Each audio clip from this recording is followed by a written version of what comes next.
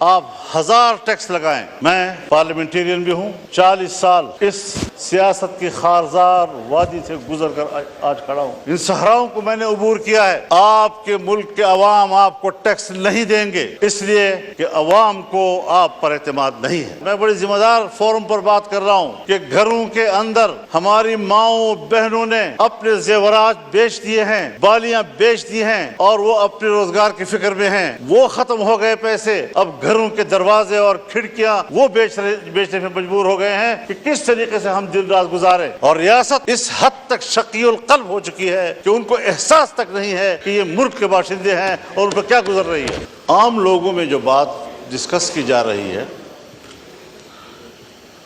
ज्यादातर उसका ताल्लुक टैक्सेस के साथ है।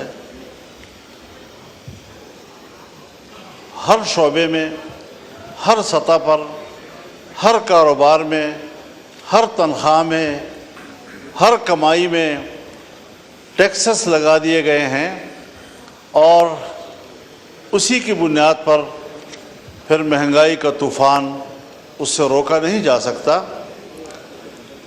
बुनियादी बात यह है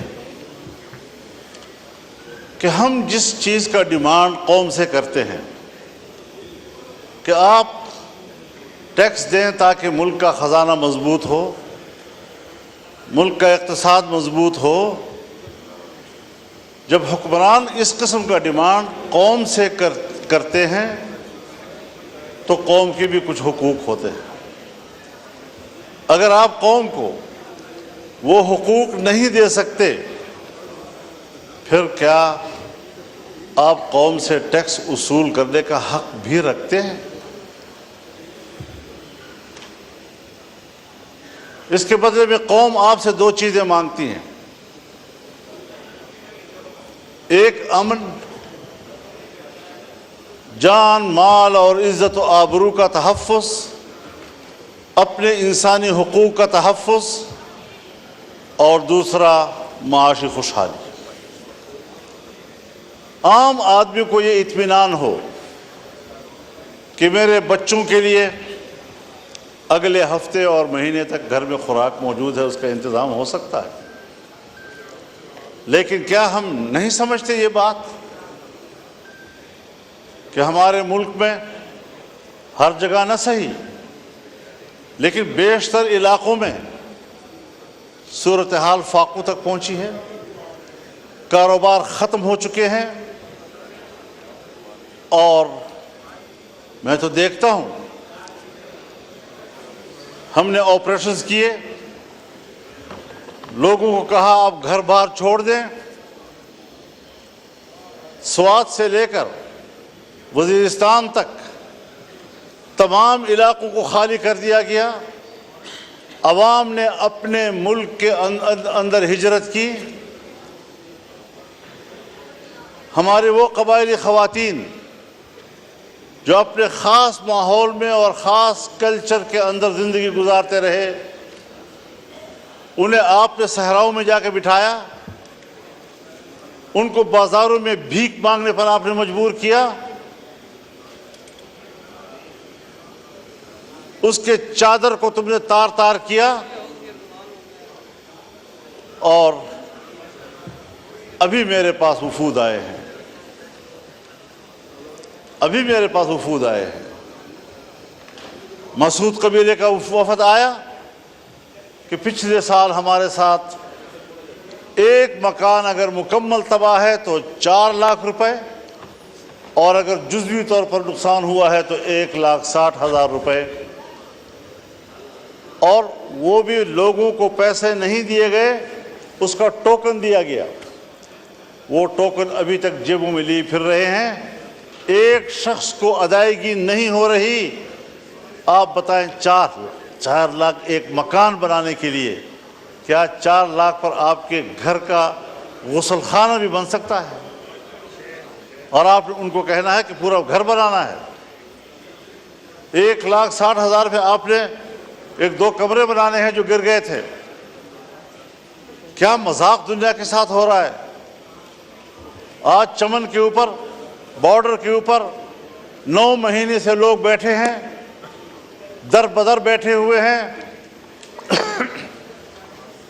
आप वो शराइत उनके ऊपर लगा रहे हैं कि जो शराइत सरहद पर बैठे हुए लोगों के ऊपर दुनिया में नहीं लगाए जाते। पूरी दुनिया में सरहद पर रहने वालों को कुछ खुसूसी मराहत मिलती हैं, और वो बॉर्डर जो बैनुल-अक़वामी तौर पर रिकग्नाइज्ड हो। हिंदुस्तान पाकिस्तान का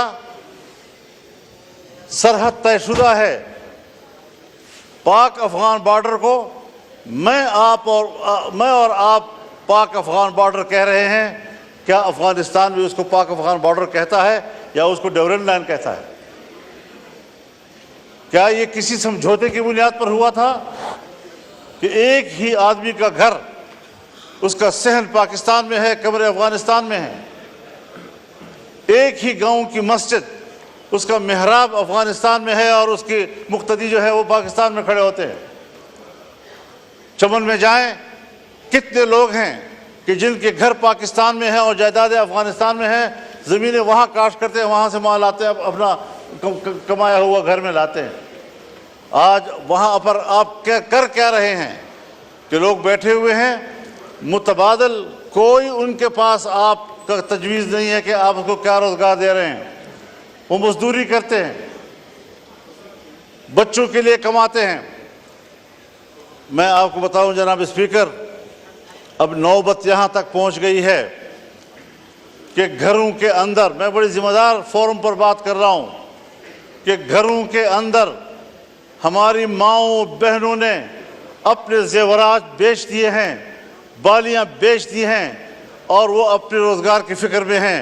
वो ख़त्म हो गए पैसे, अब घरों के दरवाजे और खिड़कियाँ वो बेचने में मजबूर हो गए हैं कि किस तरीके से हम दिन रात गुजारें। और रियासत इस हद तक शकीउल क़ल्ब हो चुकी है कि उनको एहसास तक नहीं है कि ये मुल्क के बाशिंदे हैं और उन पर क्या गुजर रही है। 9 महीने तक लोग बैठे हुए हैं, कोई एहसास है इस बात पर? मेरे पास अंगूर अड्डे का वफद आया, भरपूर वफद आया, और कहा साहब आप तो आए हैं हमारे गांव में। मैंने कहा जी मैं आया हूं आपके गांव में, तो आप बताएं वहां हमारी क्या पोजीशन है। मैंने कहा मेरी रात अफगानिस्तान में थी और मेरा जलसा पाकिस्तान में था।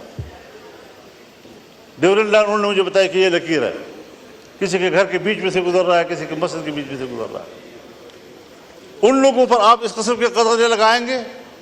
गुलाम खान के ऊपर ये सूरत हाल बन रही है, जमरोद के ऊपर ये सूरत हाल बन रही है।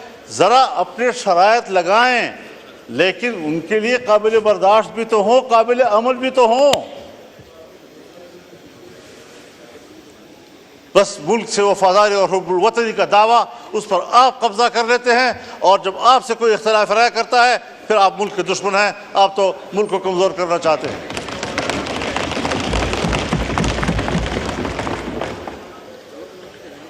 दूसरी बात यह है जनाब स्पीकर, हमारे यहाँ आप 1000 टैक्स लगाएं,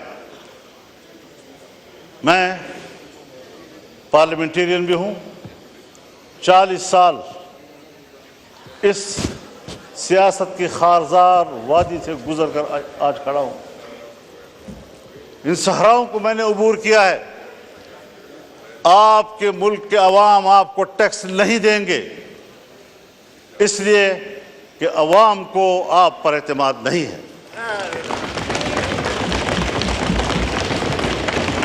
और ये बात मैं किसी एक पार्टी के लिए नहीं कह रहा हूं।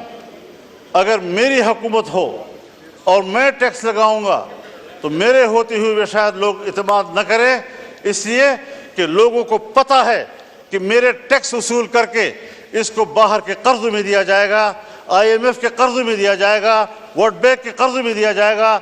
जब मेरा टैक्स मेरे फलाह बहबूद पे खर्च नहीं होता, मुझे क्या पड़ी है कि मैं आलमी बैंक को भरता रहूं और अपने पैसों से मेहनत से भरता रहूं। और ये आज की रीत नहीं है जनाब स्पीकर, ये हमें वर्षे में मिली है। जब अंग्रेज़ हुकूमत थी और बर्र-ए-सग़ीर पर उनका कब्जा था और अंग्रेज़ मुल्क में लोगों से टैक्स लेता था, तो बर्र-ए-सग़ीर का बासी टैक्स चोरी करता था। फिरंगी को वो टैक्स देने के लिए तैयार नहीं था। उसको पता था कि ये मेरी फलाह पे खर्च नहीं होगा, ये उनके अय्याशियों पर और हमारा माल बरतानिया जाएगा।